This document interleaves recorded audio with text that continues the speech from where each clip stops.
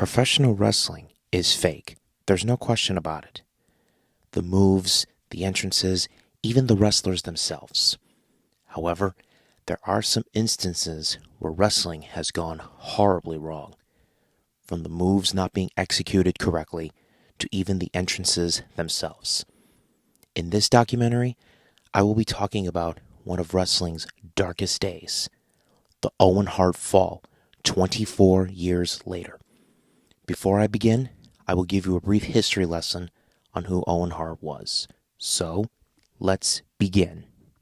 Owen James Hart was born May 7th, 1965, in Calgary, Alberta, Canada, to Stu and Helen Hart.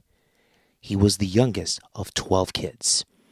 Hart began his wrestling career in high school and then tried wrestling for other universities.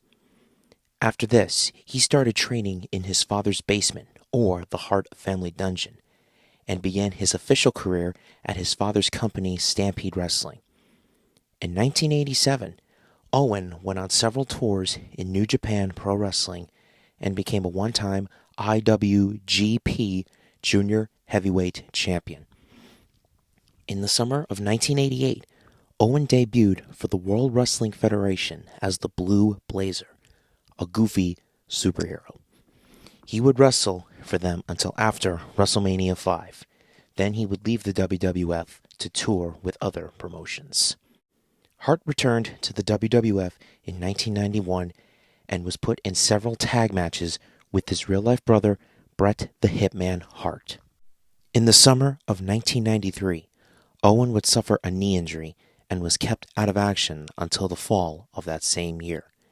In 1994, Owen and Bret started a feud after Owen turned on his brother after a tag team match at the 1994 Royal Rumble.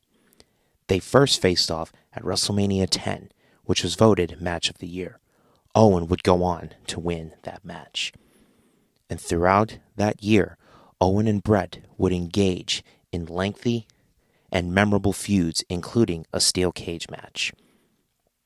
Owen became the 1994 King of the Ring winner after defeating Razor Ramon. At WrestleMania 11, Owen Hart and his mystery partner Yokozuna defeated the Smoking Guns to become WWF Tag Team Champions. The same year, he became part of a tag team called Camp Cornet, which involved Yokozuna, Mr. Fuji, himself, and the leader, Jim Cornette. Hart and Yokozuna lost the tag titles to Shawn Michaels and Diesel at In Your House 3 in September 1995. In early 1997, Owen joined his brother Bret, brother-in-law Jim Neidhart, and Brian Pillman to reform the Hart Foundation. Their tag team was a heel stable, or a bad guy stable, consisting of 4 Canadians hating America. In late 1997, after the unexpected passing of Brian Pillman and Bret leaving the WWF, the Hart Foundation quietly disbanded, and Owen went to singles competition. Between 1997 and early 1999, Owen Hart would win the tag team titles with the British Bulldog and his real-life good friend, Jeff Jarrett, and he would also win the Intercontinental title. Throughout his career, Owen Hart would become a 4-time tag team champion, 1-time European champion, 2-time Intercontinental champion, 3-time Slammy Award winner, and King of the Ring winner. Owen met his wife, Martha Patterson, in 1982 while in high school. They got married in 1989 and had 2 children together, Oj and Athena. At the beginning of 1999, even though he was teaming with Jarrett, Owen didn't see his career going anywhere and even considered quitting wrestling altogether. But Vince McMahon, chairman of the WWF, now WWE, persuaded Owen to stay and decided to give him the Blue Blazer gimmick once again. Originally, the Blue Blazer was a heel character, or a bad guy character, but Owen and Jarrett decided to make the gimmick a comedy act, to which really won it over with the fans at that time. So then, the Blue Blazer gimmick ended up becoming a goofy superhero once again. For the next few months, Owen would wrestle as both himself and the Blue Blazer. At this time, WWE was competing with WCW in the ratings. Over at WCW, they had one of their wrestlers making a unique entrance, and that wrestler would be Sting. He would wear a vest with a quick-release hook and would descend from the rafters of arenas. To combat this, McMahon decided to have Owen Hart do the same thing in his Blue Blazer costume. Now, Owen had done the rafter stunt one time before, and that was at Sunday Night Heat before Survivor Series 1998. But after that, he swore he would never do it again due to having a fear of heights.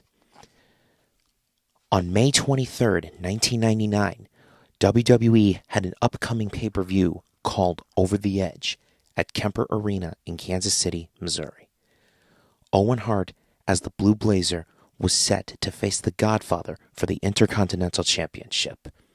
He got to the arena early to practice the stunt. The original plan was for Owen to be lowered to the ring, then get stuck about 10 feet above, get untangled from his vest, and fall into the ring. Before the show started, Owen Hart practiced the stunt once to a success. After he practiced, he went backstage to get ready. He put on coveralls, or overalls, over his costume to hide it. During the show, as it begins, he runs up through the crowd to the top of the arena, climbs a ladder to the rafters where the riggers are waiting for him. He takes off his overalls, puts on his boots, puts on his mask, and then he puts on his cape. Then he puts on the nylon vest and the quick-release cord. Owen then steps off the catwalks of the arena, awaiting his cue to descend. While Owen is hanging from the rafters, a promo package was playing on the Titantron for the pay-per-view at-home audience. Suddenly, the quick-release hook opened, and Owen fell 75 feet to the ring below, hitting his chest on the top rope a foot away from the turnbuckle, and was thrown back into the ring.